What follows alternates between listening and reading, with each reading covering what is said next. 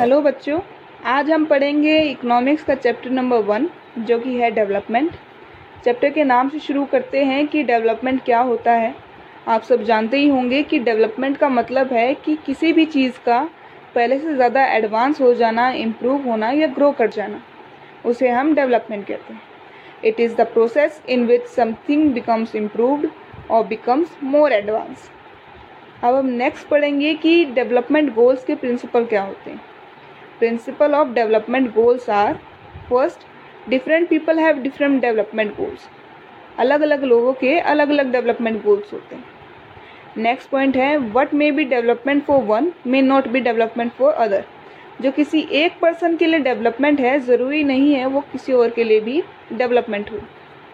अब हम नेक्स्ट जो पढ़ेंगे इनके एग्जाम्पल हैं जिनके थ्रू हम ये जानेंगे कि डेवलपमेंट गोल्स प्रिंसिपल जो है रिलेवेंट है या नहीं है। फर्स्ट है for a student development is to get good education in less fee. एक स्टूडेंट के लिए डेवलपमेंट है कि उसे गुड एजुकेशन मिले लेकिन कम रुपयों पे, कम फीस पे।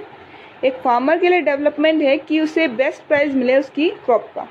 इन दोनों एग्जाम्पल से हमें पता चला कि डेवलपमेंट प्रिंसिपल जो हैं, डेवलपमेंट गोल के जो प्रिंसिपल हैं वो रिलेवेंट हैं, क्योंकि ना स्टूडेंट और ना फार्मर को एक दूसरे की डेवलपमेंट गोल से कोई मतलब है। उन दोनों के डेवलपमेंट गोल बिल्कुल अलग अलग हैं। अब हम पढ़ेंगे method for comparing different countries. जो मेथड हम यूज़ करते हैं डिफरेंट कंट्रीज़ को कंपेयर करने के लिए, उनकी डेवलपमेंट को कंपेयर करने के लिए, वो है एवरेज इनकम मेथड। इसका फॉर्मूला पढ़ते हैं हम लोग। फॉर्मूला क्या होता है एवरेज इनकम को निकालने का? National income divide by total population. जब हम नेशनल इनकम को डिवाइड करते हैं टोटल पॉपुलेशन से तो हमारा निकलता है एवरेज इनकम। नेशनल इनकम है sum of all the people's income who lives there. मतलब जब हम जितने भी लोग उस नेशन में, उस प्लेस पे रहते हैं, उनकी इनकम का सम निकालते हैं और उनको डिवाइड करते हैं टोटल पॉपुलेशन से, तो हमारा जो आंसर आता है वो है एवरेज इनकम। कि हर इंसान के हिस्से में कितने रुपए आएंगे उसे हम एवरेज इनकम कहते हैं। इसका जो दूसरा नाम है वो है per capita income. The other name of average income is पर कैपिटा इनकम, जो कि कहलाता है PCI। इसकी कई बार फुल फॉर्म भी पूछी जाती है कि PCI की फुल फॉर्म क्या है। अब हम पढ़ते हैं यूज़। एवरेज इनकम का यूज़ है first, standard of living of people in a country depend upon PCI। कि एक कंट्री में जो लोग रह रहे हैं उनका way of styling, way of living जो है वो डिपेंड करता है पर कैपिटा इनकम पे। Country with higher per capita income is more developed than the country with low per capita income. किसी कंट्री की अगर पर कैपिटा इनकम हाई है तो ज़्यादा डेवलप्ड है।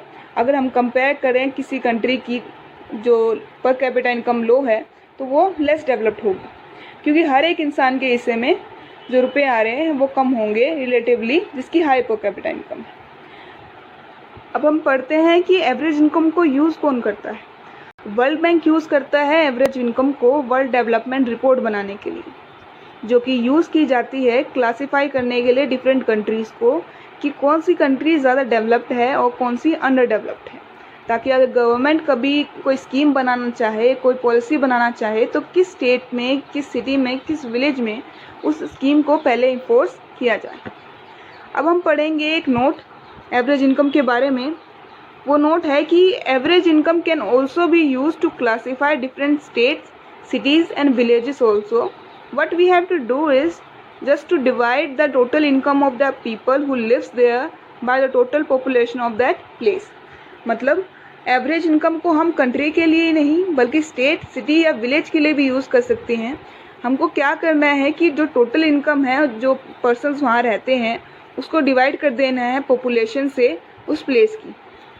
अब हम पढ़ते हैं एवरेज इनकम का example. In a small town there is a population of 20 people and the sum of their income is 20,000 rupees. Then the average income will be. मतलब एक स्मॉल टाउन में 20 लोग रहते हैं, उनकी इनकम का सम है 20,000 रुपये, तो एवरेज इनकम क्या होगी? फॉर्मूला में पुट करते हैं। नेशनल इनकम है हमारी 20,000 रुपीज़ और पॉपुलेशन है 20।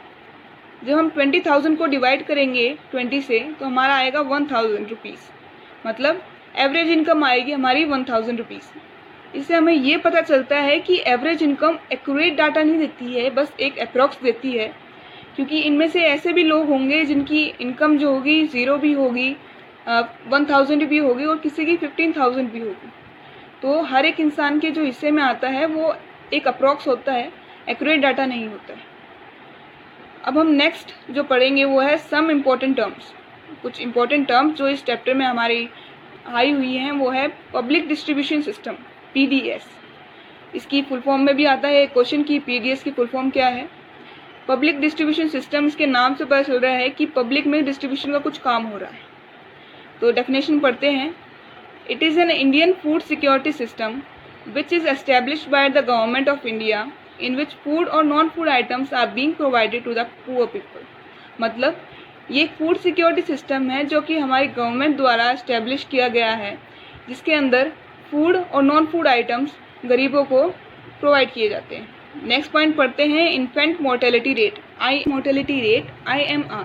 It indicates the number of children who die before the age of 1 year as a proportion of 1000 live children born in that year। मतलब इसके अंदर हम उन बच्चों के बारे में पढ़ते हैं जिनकी मौत 1 साल की उम्र से पहले हो चुकी है, किस रेशियो में, 1000 लिव चिल्ड्रन, 1000 जीवित बच्चे जो कि उसी साल पैदा हुए थे। नेक्स्ट पॉइंट है लिटरेसी रेट।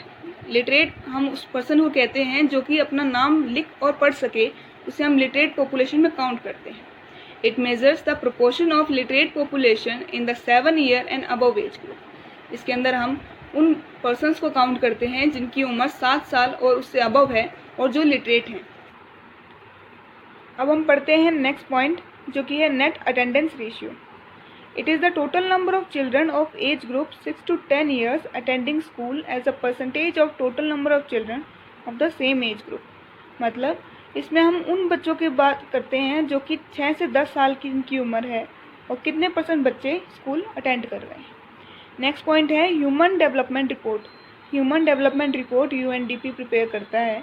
किस लिए प्रिपेयर करता है? ताकि हम एजुकेशन, हेल्थ और पर कैपिटा इनकम के बेसिस पे डिफरेंट कंट्रीज़ को कंपेयर कर सकें। अब हम पढ़ते हैं सस्टेनेबल डेवलपमेंट। सस्टेनेबल डेवलपमेंट क्या होते हैं? It is that process which fulfills the need of present generation without causing any harm to the ability of the future generation to fulfill their needs।